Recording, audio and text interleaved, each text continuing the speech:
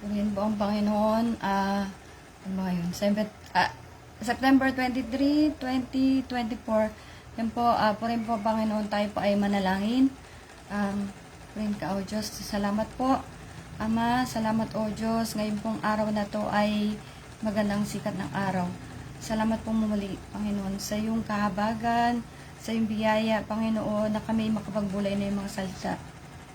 Lord, pinupuri ka namin, niluluwalhati ka namin, habang buhay ka namin itataas, O Diyos. Karapat-dapat ka ng lahat, Panginoon, ng pagluluwalhati. Ikaw ang Diyos na habang buhay namin paglilingkuran, dakilang Diyos. Sa iyo nagmumula ang lahat ng bagay, kaya't nararapat lamang, Ama, na maitaas ang iyong dakilang pangalan. Sa mga oras na to, minsan pa kami tumatawag sa iyo, dakilang Diyos, na pangunahan mo ang aming pagbubulay na yung mga salita. Lord, mangusap ka sa bawat isa, Panginoon. Hallelujah. Salamat po sa mga araw na dumaan sa mga nagdaang araw, O Diyos. Ikaw ang nag-ingat, ikaw ang nagpala. Panginoon, ikaw ang naglaan na lahat ng aming mga pangangailan. Kami, mga nagtitiwala sa iyo, O Diyos, ay tunay na hindi mapapahiya. Ama, salamat po na hindi kami karapat-dapat, O Diyos, ngunit ikaw ang patuloy na nagpapagindapat. Panginoon, patawarin mo kami sa lahat ng aming mga kahinaan. Patawarin mo kami, O Diyos, sa lahat ng mga bagay na hindi namin nagagawa ang aming pinakamabuti, lalo tigit ang paglilingkod sa iyo. Hallelujah. Salamat po sa araw-araw na kasama ka namin, O Diyos. Patuloy ang aming dalangin. Bigyan mo kami ng araw-araw, bigyan mo kami ng bagong puso, dakilang Diyos, upang maiwaksi namin ang masasamang elemento, laman ng aming puso, dakilang Diyos. Nawa, O Diyos, na magkaroon kami ng malinis na puso, dakilang Diyos, upang kami marapat lamang, Panginoon, na maging kaayay sa iyong harapan. Salamat po, Ama. Patuloy, O Diyos, ang aming dalangin, bigyan mo ng Panginoon, tamang kaisipan. O Diyos, ang aming manonood, nawa mabuksan ang kanilang mga puso, ang kanilang mga isip, sa iyong katotohanan, sa iyong mga salita, kung paanong ikaw, O Diyos, ay, hallelujah, naghirap para sa bawat isa sa amin. Ama, salamat po, pinupuri ka namin sa pangalan ni Jesus. Amen. So, happy birthday po tayo. Ayan. Ngayon pala may init na happy birthday to Lino Egaran, Vlog TV. Happy birthday to PMC Sigana. Happy birthday to Cyrus Abaha. Happy birthday to Kakura Mog. Happy birthday to Darrell Briones Mistranza. Yan po. So, happy birthday to all the birthday celebrants. Today is September 23, 2024. I pray to God that may God continue to bless you. That whatever the desire of your heart, that God may fulfill and grant you whatever the desire of your heart, and may He keep you safe, may He keep you healthy, may He keep your family also blessed, well blessed, may He give the abundance of His blessings to you and to your family. So God bless all of you po. Yeah, inihingal na kagad ako. Galang.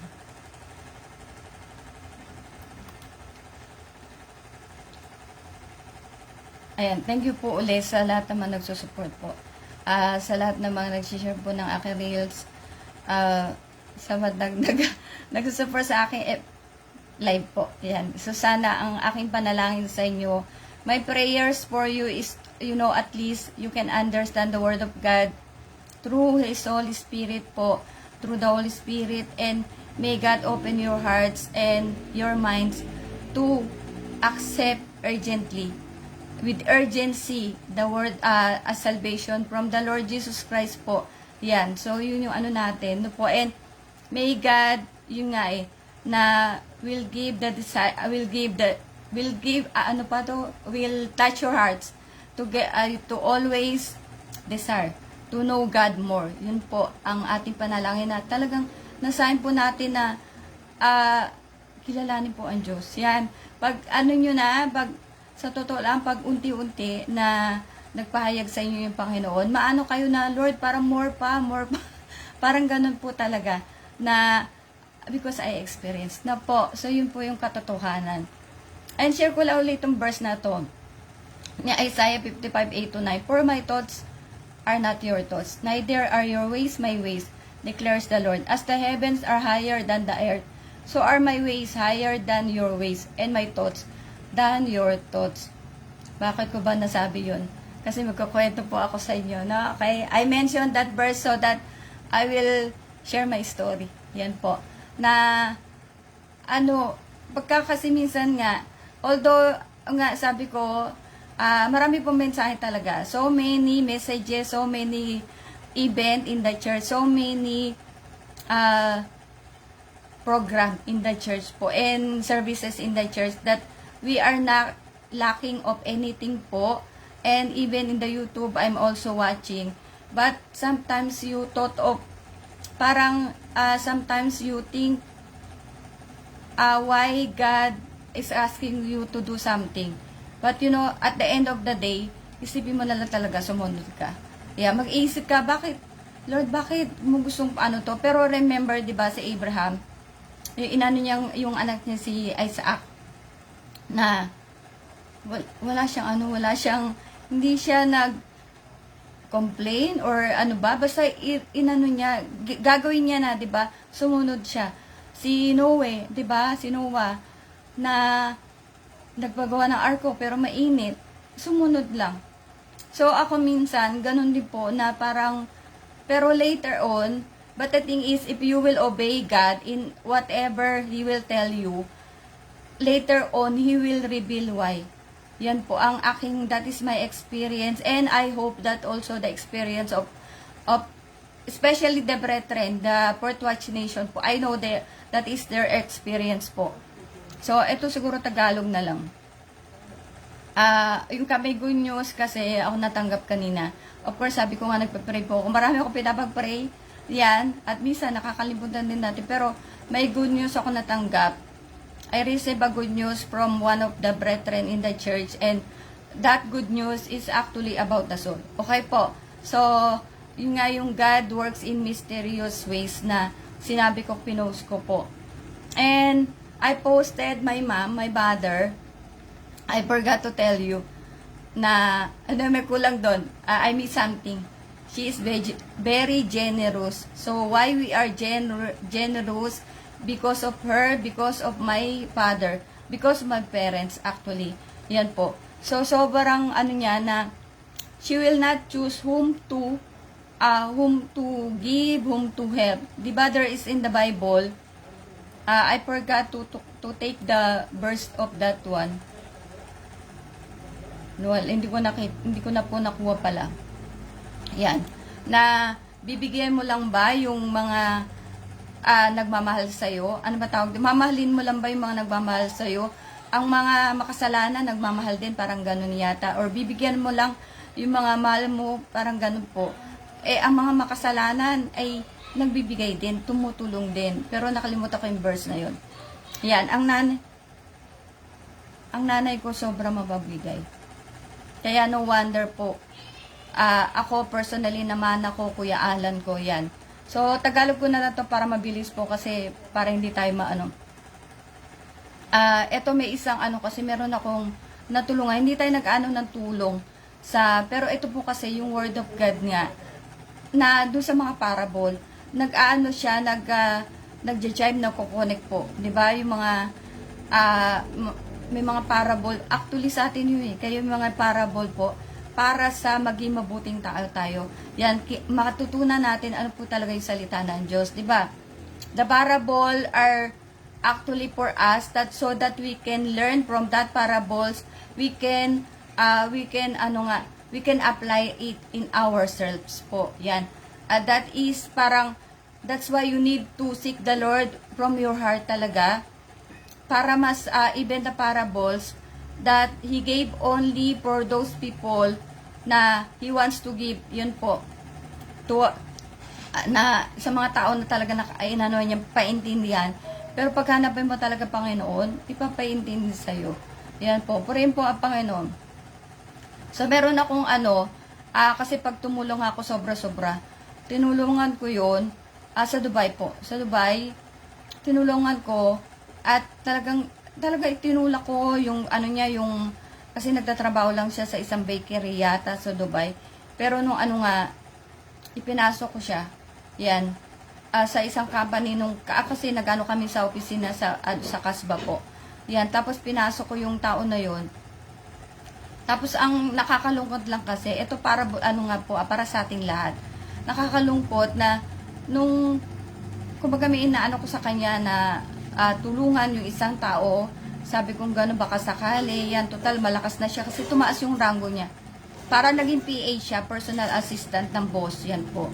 At kahit ako, nung bago ko umuwi, humingi ako ng tulong para sa immigration or sa OWA tayo, nakalimutan ko na po.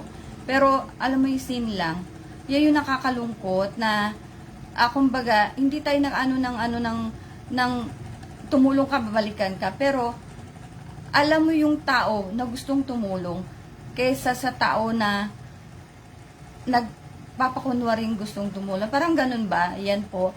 Kaya nga, di ba may verse na sa lahat ng ano po, sa kahuli-hulan yung judgment, na yung lahat ng natatago, kahit yung, kumbaga, eto, alam mo na pwede kang tumulong, pero hindi ka tumutulong. Kaya mo tumulong. So, sa judgment day, pag hindi ikaw, ngayon, hindi ka tumanggap ng kaligtasan, hindi ka nakapag-repent, confess, sa judgment day, lahat po yun, nang ginawa natin, ipapakita sa atin ng Panginoon. Kung paano yung puso natin naging greedy, naging, ano tawag dito? Basta naging masama po. So, lahat yan ay ipapakita po ng Panginoon sa atin. Kaya nga, much better na tumanggap na tayo ng kaligtasan. Kasi hindi ka makakalusot dyan. Lahat yan, yung nga para may TV papakita sa'yo, may nangingin ng tulong sa'yo, pero ikaw kaya mo tumulong, pero hindi mo tinulungan. Yan, lahat po yung makikita natin. Kaya much better if we will receive salvation now. Okay? So that God will forgive us, even the people will not forgive us, but God forgive us. Yan po. And, I told you, yun nga, we will see in the judgment. You will see pala. You will see whoever will not be included in the rapture, yun nga po, they will be left for the tribulation. You will see in the judgment that God will show you what those things that you did wrong to other people, to God Himself. Yan po. Na hindi ka supposed to be, you need to go to church because it's Lord's Day, but you didn't go to church because of your laziness or some other things. Okay po. So, yung na dinedban lang ako hanggang kahuli-hulan. Then, afterwards, nangumusta pa sa akin. Pero, ang reply ko lang sa kanya, okay lang. Okay lang din naman ako kahit ako'y paralyzed po.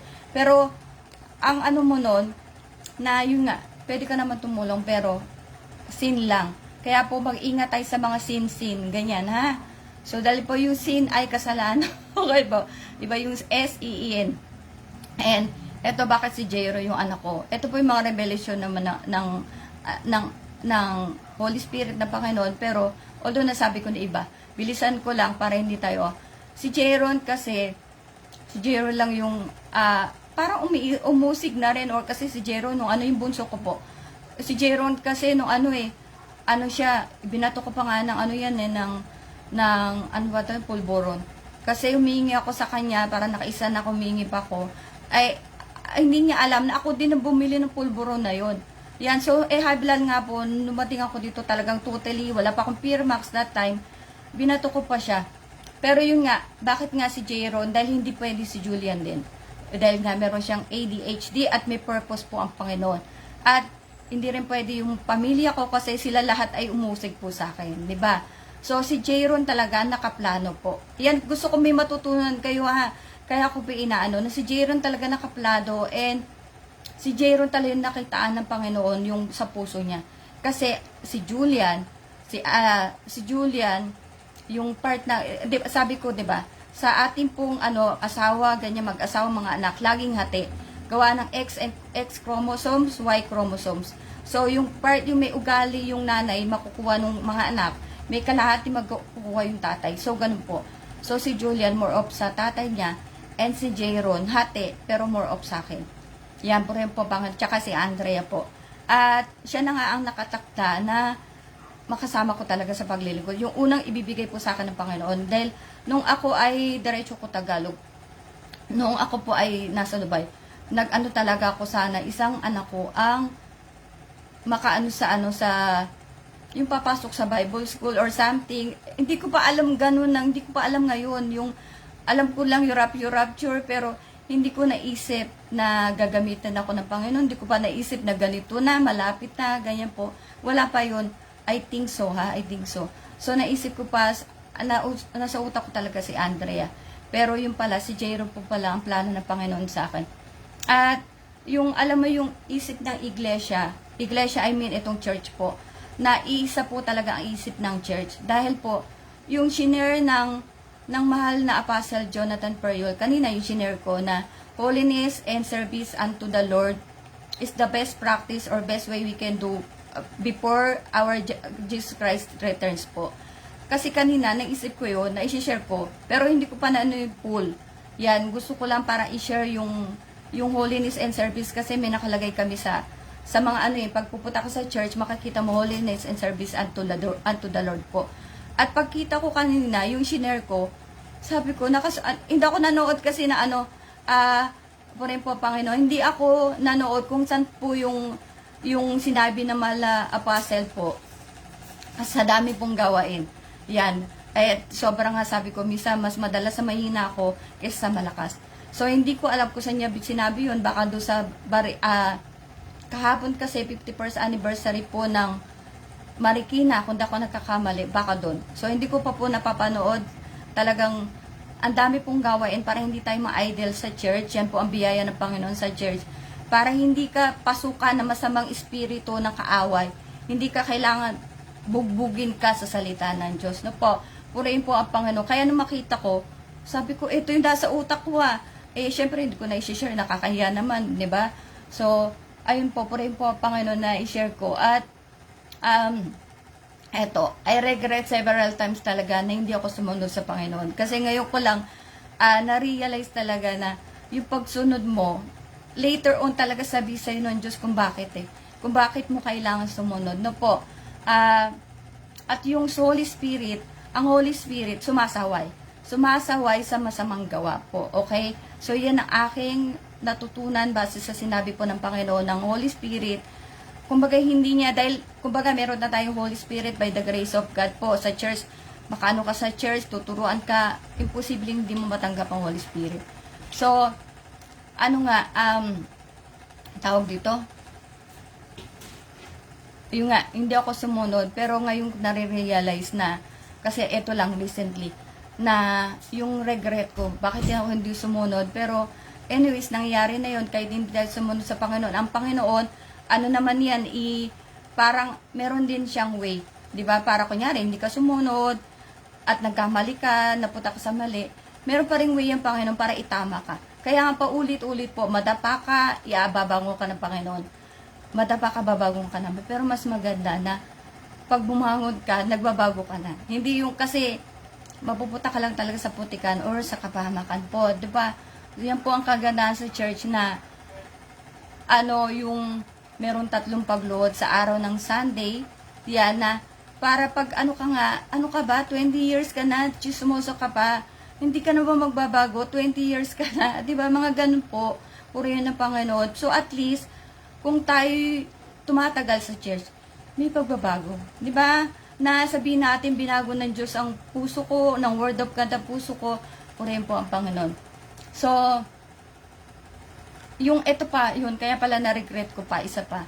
Kasi yung Kuya Ari ko, namatay, 2021, yung panganay po namin na, ampon ng lola ko, yung binigay ng nanay ko, na sabi ko nga, tama, hindi nagsalita nanay ko kasi, panganay namin yon. Sinabi na nung Panginoon sa akin, nung nasa Dubai pa ako, na i-PE ko yung kuya ko. I mean, ma-evangelize po. Pero, hindi ko nagawa kasi, ang kuya ko nga hindi lumaki sa amin. So, parang nag-negative ang thinking ko. And then, after, naunahan ako, namatay siya. Yan. Kasi yung nanay ko nga, biyaya ng Panginoon, nadalahan ng salita ni Brother Nelson. So, kung Kuya Ari ko, nagawa kong baka, kung nagtry ako, baka sakali.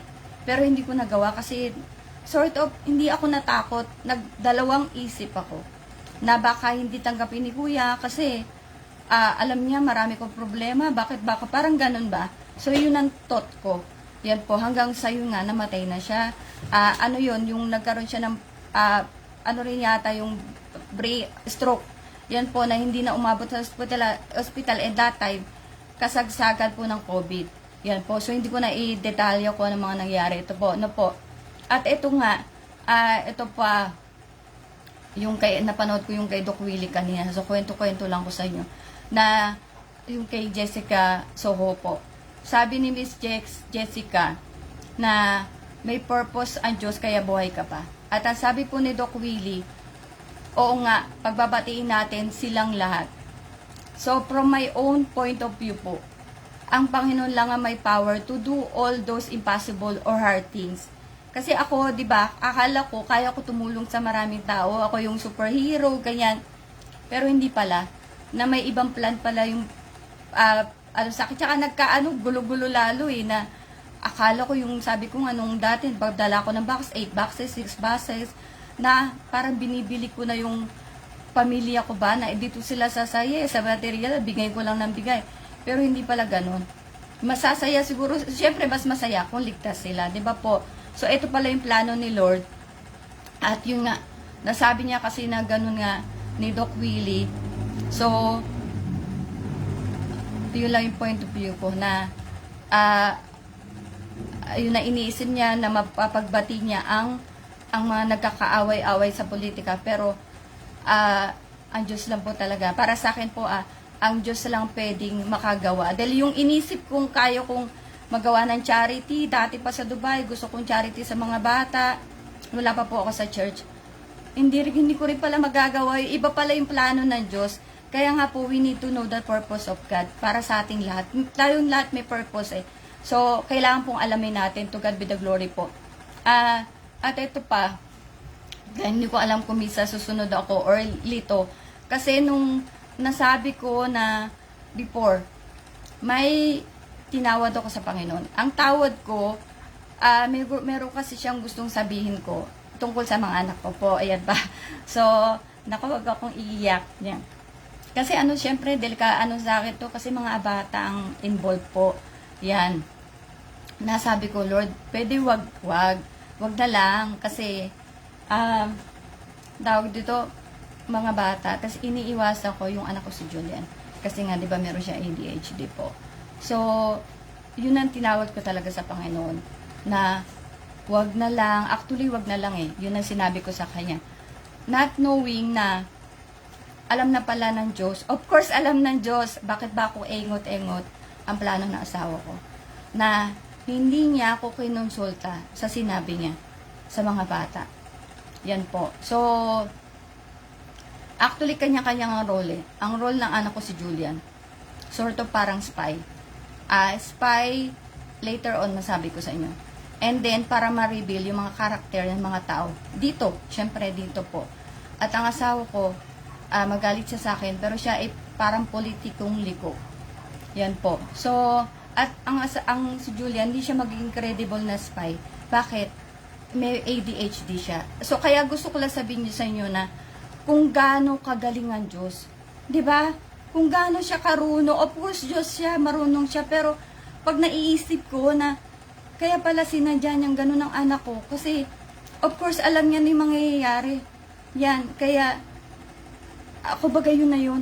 'Di ba, nakaplana talaga lahat. Tayo pagsilang natin, sino ka, anong pipiliin mo, yan, 'di ba po?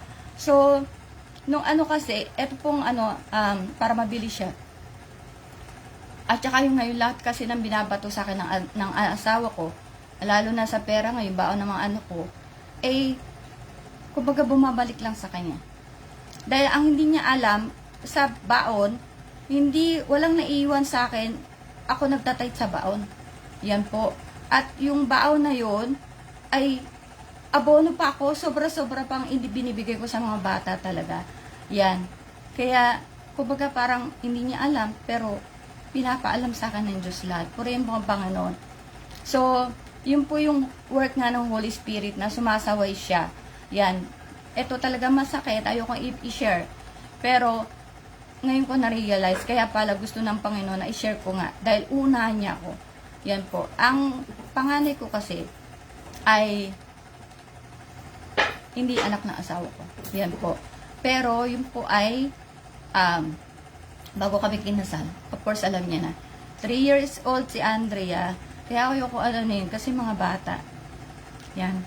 So, ayokong maapektuhan yung mga bata. Okay po. So, nung ako ay nagkaroon kasi ako ng boyfriend, 8 years, tapos nagkaiwalay kami. So, syempre medyo parang hindi naman nagwala, pero masama yung broken hearted, ganyan. So, nag-work ako sa isang entertainment company. Doon, kumbaga mabilis yung pagkabuntis ko. So, nabuntis ako, and then, nalaman ko yung nakabuntis sa akin po ay Muslim. Yan. So, anong nangyari hanggang sa mga anak, nagtago ako, itinago ko yung baby ko, si Andrea nga, yung panganay ko po. At ako talaga gumastos lahat. Pero, nung time na yun na ako'y nanganak, ako po ay nasa electronics company na, semiconductor company. So, maganda yung ko talaga. Ako ay sobrang blessed sa mga trabaho dahil kami nga po, we are taught na tinuruan kami talagang magsumikap, ganyan. Kaya wala ka masasabi sa amin, sabi mong tatamad-tamad or walang pakinabang, ganyan. Lahat kami talaga, sobra kaming tugang-tuga ng parents ko, business-minded pa. So, anong nangyayari, yung nga, panganay, nagtago kami, hindi ko pinakita sa tatay niya. Tapos ay, tawag dito, binalaki ko siya. Yan, una may yaya siya, kaako lang, ganyan. Tapos may yaya, nung ewan ko ilang taon siya nagkayaya, basta nabigay ko yung mga pangangailangan. Hanggang sa, ako'y nagpunta ng Kuwait po. Kung natatandaan nyo, sabi ko, doon isang FB live ko na, tawag dito, kumbaga, dalaga pa lang ako, nag-autong na ako. Kasi, yung mother ko, yan, although yun nga, talaga medyo nagtampo ko kay nanay noon dahil, sabi niya kasi may anak ka na, so kailangan mo na magpundar ng bahay. Yan, ayoko pa sana kasi nga, bakit ba, palalayisin daw ba kasi sa bahay, ganyan. So, doon ako nagipit, na hinulagan ko yung bahay, yan po, tapos syempre tumutulong ka sa family. Hindi ako marunong sa money management eh. Talaga ako kasi bulagsak ako sa pera. Yan po. Hanggang till now naman, basta may lumapit sa'yo, binibigyan mo hanggang kayat. Kasi hindi kami naturuan talaga maging ganyan. Yung palaki sa amin eh. Ewan ko, siguro ako lang na iba sa kanilang lahat.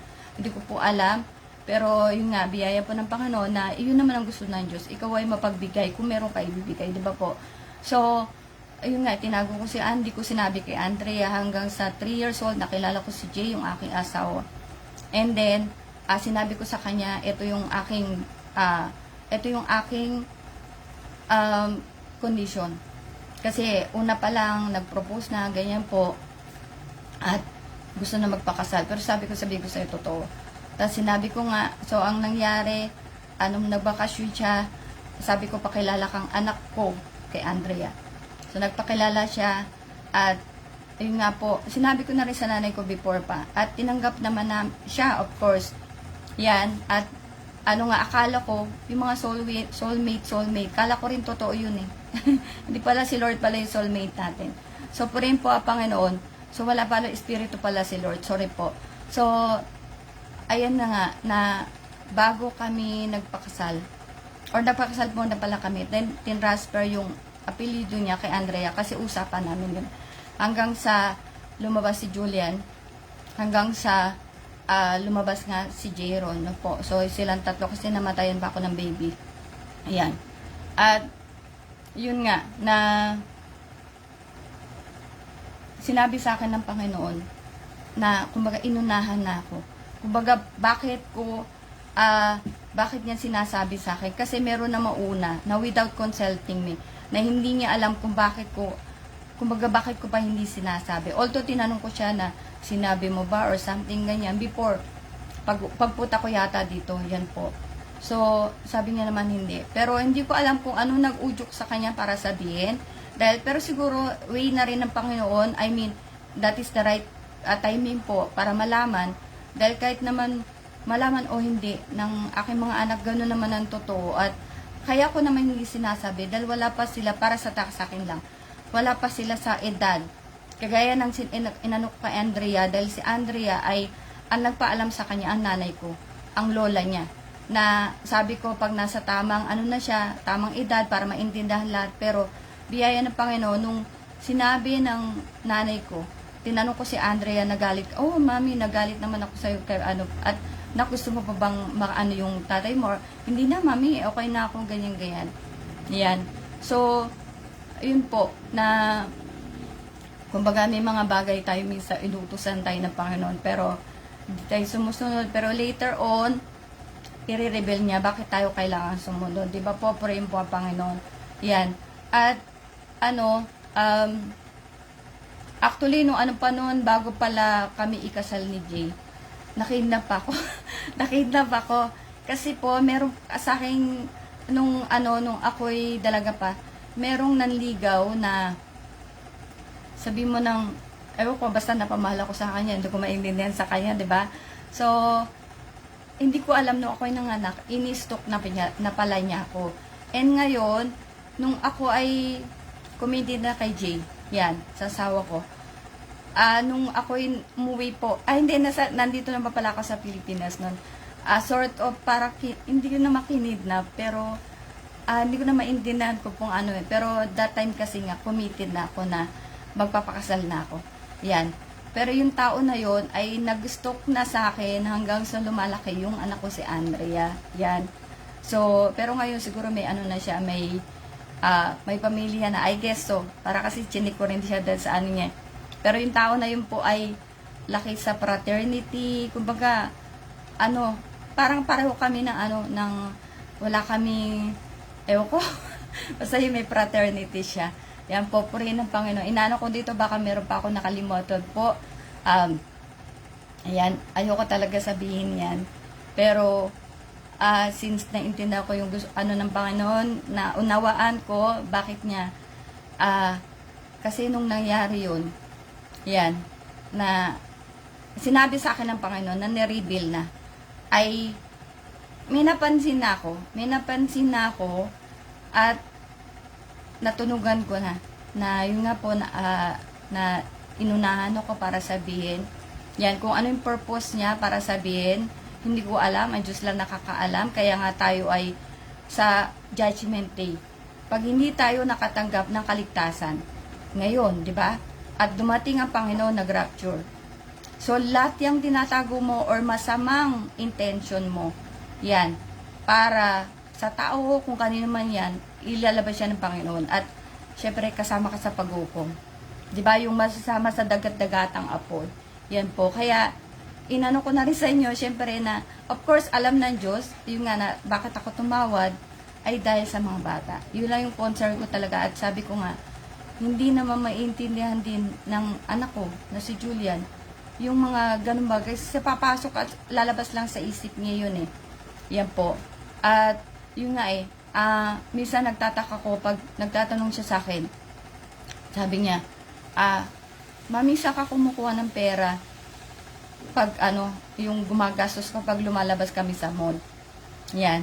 Ang totoo naman talaga, pera ko yan. Ako po ay may, ano ba yun? Pension. Yan po. Pero maliit lang. Yan. At, tawag dito. At saka, basta, mga pagtulong po sa atin. Basta, ang Diyos po ang naglalaan. Pero nagugulat lang ako sa mga tanong niya. Yan, kaya nasabi ko siya na siya ay spy pero hindi siya credible na spy. Purihin po ang Panginoon. At meron pa tatanong siya na, Mami, bakit mo tinag si Tita Ami dun saan mo? Sa, yung kasi meron ako post at tinag. Siyempre tinag ko, sabi ko, ninam mo siya. Kaya ako siya tinag at part siya ng family. Hindi naman ako lagi nagtatag pero dahil siya kasi yung babae lang na pamangkin. Yan po. So, and then, nung one time kumakain kami ng samgyeopsal, nagtanong siya. Tinanong ko silang dalawa ni J-Ron. Sabi ko, okay lang ba sa inyo? I-share ko kay Kuya Marco nyo, yung samgyeopsal. Sabi niya, bakit ka nagsishare? I mean, bakit mo isishare ngayon kay Kuya Marco? Sabi ko, kasi sobra. Ang dami. Ang dami nito para sa atin. Yan. So, kinonsal ko silang dalawa ni Jayron bago ko i-share ko kay Marco, yung pinsan nila. Yan. Although, yun nga, si Julian, marami siya mga tanong na, kasi inoobserbahan ko siya. Inoobserbahan ko siya talaga. Yan po. Na, eto talagang ko, ay may problema po talaga sa isip. Yan, hindi siya, kaya nga sabi ko sa inyo, yung mga tao na, kagaya ng sabi ng mahal na Archbishop Art Periol, kung sila ay, dahil ang Diyos nga may gawa sa kanila, may purpose, yun po, may purpose, bakit siya ADHD? Yan, at sabi ko nga, di ba, laki-laki hindi Pangilianan, may purpose din, bakit may ADHD, para makita ng Panginoon na, eto ba, pag binigyan ko ng anak niya na special child, ano ba magiging reaksyon ng mga to? Sila ba ay magagalit sa akin or hindi? Di ba? Ano ba nila, tatanggapin ba nila ang kanilang mga anak bilang ADHD or what? Yan po, purihin po ang Panginoon. At ako, nung nalaman ko ng anak ko ganyan, sa totoo lang, wala. Inano ko siya, tinanggap ko siya, ay syempre ko ano siya, at sinisi ko pa sarili ko dahil, yung nga kasi nung pinanganak ko siya, 3 months siya sa ospital, marami na anong gamot, so yung talaga isip ko, na, wala na akong magagawa kasi, na ospital talaga so hindi na, ano po yung kumbaga kung ano nangyari sa kanya. Yan. So, yung, ko nga, yung sinabi ko na, dalaga pa may utang, yung nga po yung sa mother ko na pinakuha ko ng bahay. Tapos, wala rin nangyari sa bahay na yun, kasi nailit din ng bangko, dahil ang nangyari po doon ay, siya ay, in-house, hindi siya pag-ibig. Kaya, yung, kumbaga, yung ko lang sa mother ko na, kumuha ako ng bahay, pero, ang nasa utak ko kasi na, wala na kami party sa, pero sabi niya naman kasi nga, na since, parang ka na rin, may pamilya ka na, kaya lang, hindi ako ready, na kumuha ng bahay. Yan po. So, kaya, yun nga, nung may, nag-over sa akin, kasi medyo ang dami na nga problema, na pakasalan ko lang siya. At that time, wala akong asawa. Yan, nung siya ay may nag-propose sa akin, na po, at that time talaga, wala akong asawa. Si Andrea lang. At alam nung tao na yun. Kasi pinuntahan niya ako sa bahay. Yan po. So, yun ang kwento. Po, purihin po, huwag niyo ako, anyways, baka hindi na magkita-kita, rapture na po. Yan, so hindi ako marunong sa management sa pera. At, yun nga, kaya ko pala kinuha yung bahay, sinunod yung nanay ko kasi nalungkot ako kasi nag-fail ako na tinitingnan niya ako na kumbaga mataas. Eto kasi 16 pa lang ako nag-work na ako. Na bakit siya nabigo sa akin. Kaya nung sinabi niya kumuha ka ng bahay, sunod lang ako na sunod dahil para nagbabayad ako ng utang sa nanay ko ba. Yung sa ginawa ko na, hindi ako naging okay na anak, yan. So yun po, inano ko lang dito.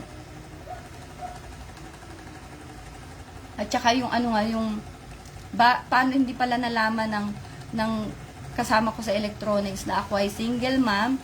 Kasi pagpapasok ko talaga 4 AM, madalas pang umaga ko. So nakalaban ako ng lape, nakalinis na ako ng pandede, na-sterilize na yan. Yan. At ayun nga, paano nila nalaman sa mga kasama ko sa work? Nagkaroon kami ng team building. So na-open ko sa kanila na hindi nila alam, iyak ako, po. Yung nga, hindi nila alam na yung hirap mo ba na, kasi nakikita nila ako masaya. Pero pala, talagang working nanay talaga yan. Na bago ko pumasok talaga, I'll make sure na okay na lahat. At sobra ko na yung kinanay, naalala ko lang, wala pa ako sa topic ko, ano ba yan? Nung time na si Andrea, iyak na iyak, papasok na ako noon, madalas ako pang umaga, iyak na iyak. Tapos, sabi na nanay ko, amin na nga, sabi mo yung ganyan. Alam mo ginawa niya? Binalod niya lang. Ang problema, nilalamig yung bata. Yan. So, yung nanay, Mother's hospice po talaga. Yan. So, yun po, sabi ko na nga ba, iyak ako. Anyways,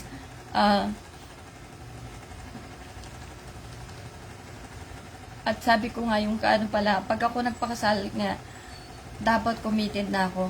Yan, ano man yung kalabasan, tatanggapin ko. Kaya nga po nung ako ay na-advise ng mahal na Presbyter Elias sa Palangka, gusto ko na makipag-iwalay, ganyan yan. In-advise niya ako ayusin pa. Di ba sa Bible nga kasi kailangan mamatay mo na ang asawa, ganyan, pero hindi ko naman syempre asamin yun.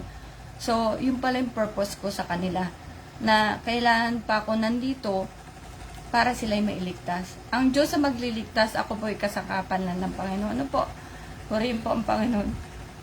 At ngayon nga, wala pa ako sa ano ba yan? Sorry po. Ang title ko po ngayon, Forgiveness. Ano po?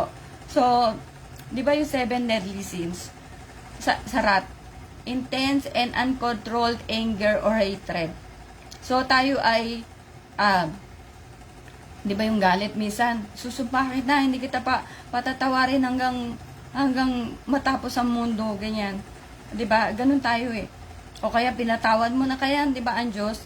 Pag pinatawad ka, tumanggap ka ng salvation. Nagrepent ka, nag-confess ka, tumanggap ka ng baptism. Pinatawad ka ng Panginoon. Hindi ka man nila patawarin.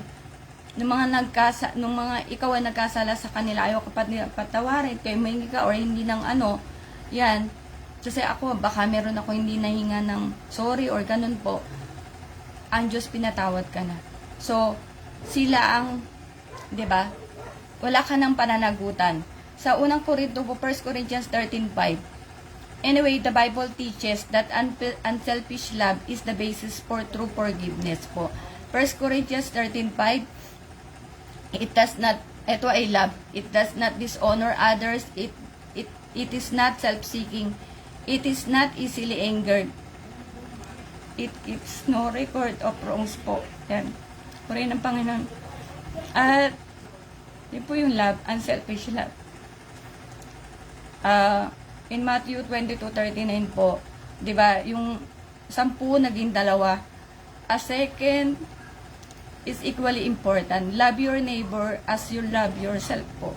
So, yun yung, pag namahal mo na yung Panginoon, at saka yung pangalawa, mahalin mo yung kapwa mo, kagaya ng pagmamahal mo sa sarili mo, madali na yung susunod eh. Diba? So, and yung nga, why we need to forgive? In Matthew 6:14-15, sa NLT po, New Living Translation, if you forgive those who sin against you, your heavenly Father will forgive you.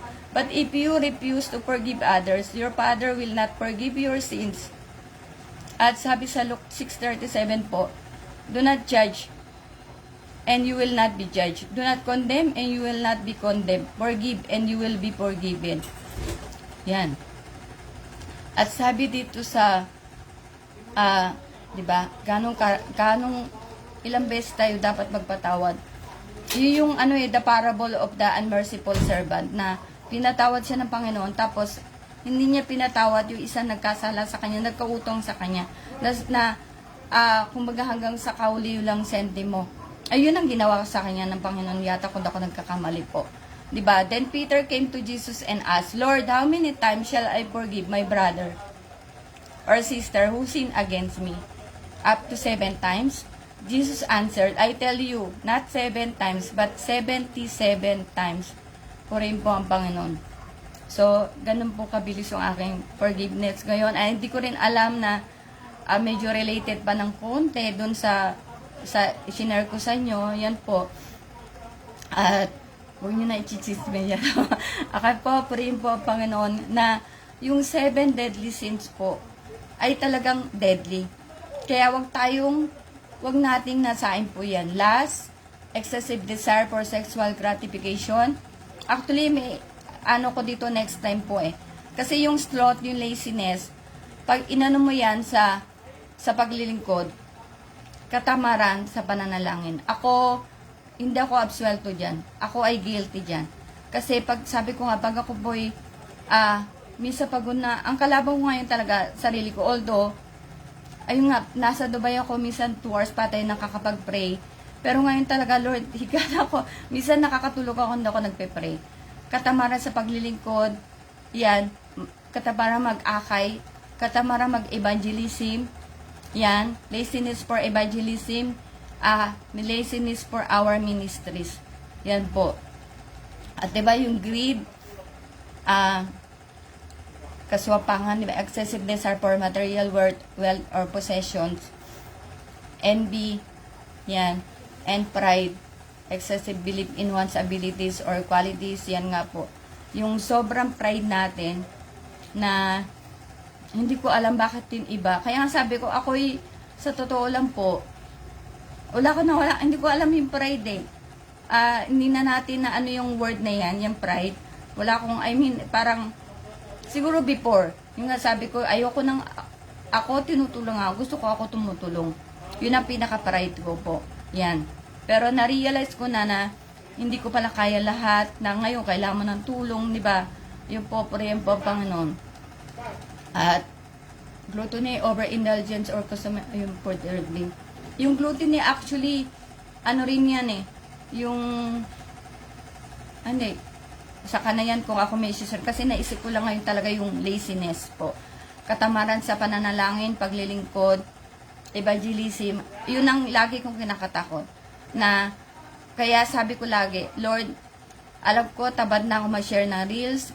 Minsan hindi na ako nakakapanood ng mga message, mga mensahe. Hindi na ako, basta kalaban ko, health ko. Yan po. Pero sabi ko sa Panginoon, habaan mo pa buhay ko, palakasin mo ko. At, yun nga, mag-evangelize, di ba? Dahil lalong na ngayon, nakatanggap ako ng magandang balita. Yan, yung sabi ko nga, God works in mysterious ways po. Na, of course, pinapag-pray natin buong pamilya natin maligtas, di ba? Pero, nung ako kasi nasa Dubai, problema ko paano makauwi. Para sila'y maibang lilis mo.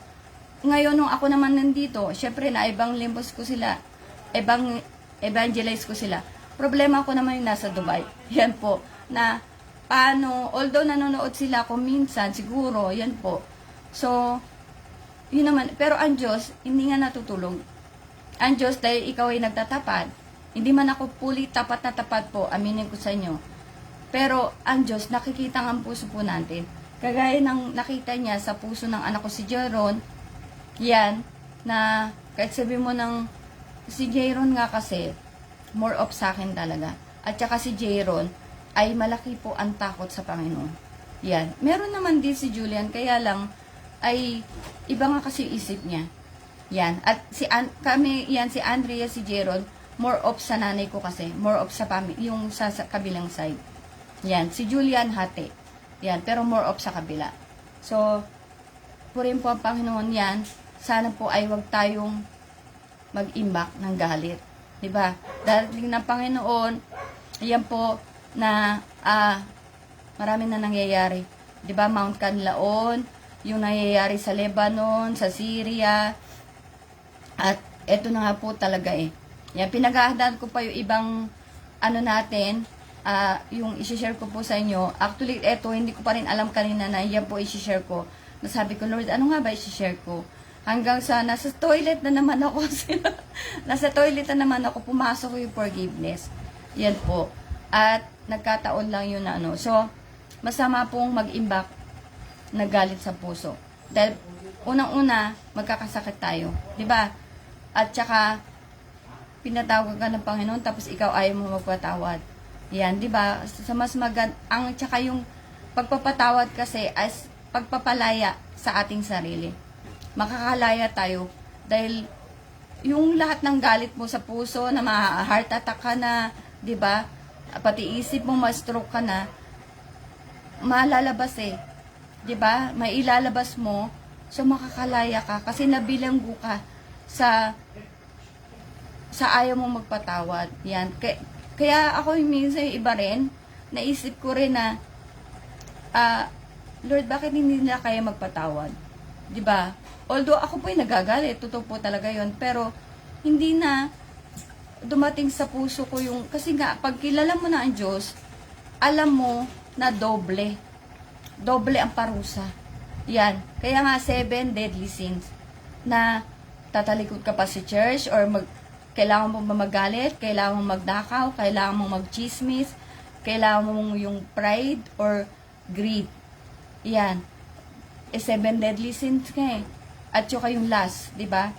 Kaya nga, sabi ko nga po, biyaya ng Panginoon na tayo sa church, may nasa iglesia kasi ang Holy Spirit eh, by the grace of God. Meron tayong discernment na kahit yung mga nagpe-friend request, ang Diyos ang Holy Spirit ang tumutulong para malaman natin yung mga intention. Yan, whether good or evil, ang Diyos po nakakaalam. At yung nga, biyaya, pinapaalam sa atin ng Holy Spirit. Kasi ang Holy Spirit ang advocate. 'Di ba? Ipapaalam ko sa inyo, ayan, tawag dito, Acts 1:8 yata. 'Di ba? Ibubuhos ko ang Santong Espiritu ba? Yan, di ko po memorize. Pasensya na po kayo. Yan po. Pero, biyaya nga ng Panginoon. Ako po ay sobrang nagpapasalamat sa Panginoon na ako'y nilagay sa tamang paglilingkod. Dahil kung hindi ako nilagay sa tamang paglilingkod, hindi ko pa rin naayos ang buhay ko ngayon. Di ba? Bagamat tayo na stroke, pero yung nga kay Doc Willie, sabi ko nga kung paano ko maano si Doc Willie, kung paano ko siya may imi-message pa or ano, kasi all things are possible to them, to those who believe po. Yan, na kahit sabihin ng doktor, hanggang bukas ka na lang, may Diyos. Diba, may Diyos na pwedeng gumawa ng milagro sa'yo.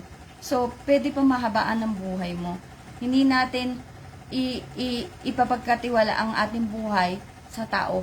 Sa tao, sa doktor, sa gamot, sa Diyos dapat. Yan, na sa Diyos tayo lalapit eh. Yun po yung yun po yung aking secret. Na tayo nga, ayan, pwede akong mamigay ng faith. Yan, kung ano kayo, di ba? So, yun lang yung yaman natin sa church po rin po, Panginoon, na tayo ay natuto na payamanin ang ating pananampalataya sa pagtitiwala po sa Panginoon.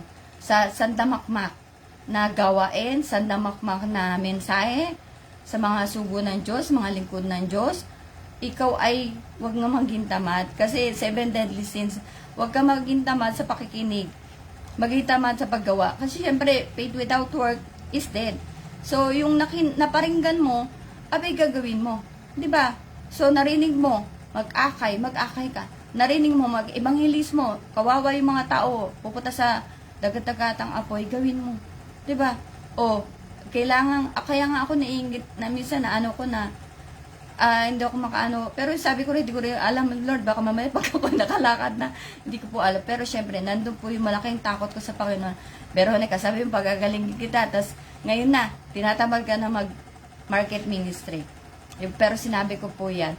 At pangyarihin po yan ng Panginoon, gagawin ko po yan. Yan. So, po rin po ang Panginoon na, siguro dahil nasa puso na natin talaga yung kaluluwa. Kasi nandun ang kayamanan po talaga sa paglilingkod po talaga, 'di ba? Na yung pagpapala sa material, physical, kalakasan, sa pamilya ay yung soul winning, sa tithing, sa paggawa mo sa ministry mo. Kasi karanasan ko talaga nung nagtataka ko dahil hindi naman ako tapat sa tithes, dahil wala nga ako maibigay na tithes. Sabi ko, may tinanong ako isang ministro. Sabi ko, bro, bakit ganon? Ako ay, hindi naman ako nakakapagtapat. Soul winning lang talaga. Pero sabi hindi ko masyado matanda, sabi nung ministro na yun, na dahil nga sa mga gawa mo, or ano, pero sabi kasi pag soul winning, pag-iingat, pero ano pala, yung ginagawa rin ng Panginoon sa akin ng pag-iingat, yan, kasi nga po ay, hindi naman talaga ako nagpakulong sa sarili ko dahil nga sa company ko. May usapan kami na pag binigay nga yung half na gratuity, ay sila naman ang humingi ng pabor sa akin. So, at yung pabor na hiningi nila at pinagpray natin sa mahal na Presbyter Elias, ay God's will naman po. kumbaga ay Romans 8:28, and all things work together for good to them that love God, who are called according to His purpose. So, ang lahat nagkakalakip-lakip. So, kayo man ay siguro may duminadaan ng problema, kung ano man yan, lakip-lakip po. Ang importante, hinahanap natin Panginoon. Ano po? Yun lang yung huwag ka lilihis na magalit ka sa Diyos. Or talikuran mo ang Diyos dahil nandun kasi yung pagpapala, nandun ang pag-iingat, nandun yung biyaya, nandun ang Diyos ang lahat eh. God is everything po. So, po rin po bang sobra na akong dala. Anyway po, salamat sa mga nanood na nag-support po. Yan, at huwag niyo kayo chismis. Okay, God bless po. Tayo po manalangin. Dakilang niyo, salamat po muli sa mga oras na to, Panginoon, sa pagbabahagi ng iyong mga salita. Lord, sa hindi maiksi kundi mahabang testimony po, nawa ikaw ang naluwalhati, O Diyos, at nagsilbi itong Panginoon, open, kumbaga nabuksan po ang isip ng mga tao na may natutunan sila sa aking testimony, dakilang Diyos, sa pagbabahagi po ng mga salita. Ama, patuloy mong kasangkapanin, O Diyos, ang iyong abang lingkod upang maraming kaluluwang maligtas, dakilang Diyos, upang maraming makaalam ng katotohanan, Ama. Marami pa po ang naliligaw na lanas, marami pa po ang nakatakip, ang may taklob, may talokbong ang kanilang mga mata, dakilang Diyos, patuloy ka gagawa makapangyarihan na upang ang mga talokbong na yon ay mawala na, dakilang Diyos, kagaya ng ginawa mo sa iyong mga anak. Hallelujah. Ikaw lamang po ay hanapin, Panginoon, at ikaw po ay magpapasumpong sa bawat isa sa amin. Salamat po sa iyong mga salita ng pagpapala, salita ng pag-iingat, salita ng kalakasan, O Diyos. Patuloy ka maluwalhati, Panginoon, sa bawat pag-FB live namin, pag-share, O Diyos, ang pangalan mo maitaas. At Ama, sa aming mga kaibigan na dumaranas, O Diyos, ng mga kapighatian sa buhay, mga problema, O Diyos, trials, ikaw pong patuloy na umabot sa kanila, Panginoon. Maging ito ay sa kalakasan, sa kanilang mga sakit, kalusugan, O Diyos, ikaw po ang humipo, sapagkat ikaw aming dakilang magagabot, dakilang Diyos. Wala pong imposible sa iyo, Panginoon, kahit na sila ay walang pera na ipang pabagamot, O Diyos, ikaw ang gagamit ng mga instrumento upang, O Diyos, ang kanilang karamdaman ay maibsan, Panginoon, makaranas sila ng kagaanan, O Diyos, ng kanilang pangangatawan, Panginoon. Hallelujah. Sa mga tao, O Diyos, na may kakulangan sa pagtitiwala sa iyo, patuloy mong, O Diyos, aliwin sila ng iyong mga salita, Panginoon. Patuloy mo sila abutin, sapagkat ikaw ay Diyos na mahaba ang kamay, Ama.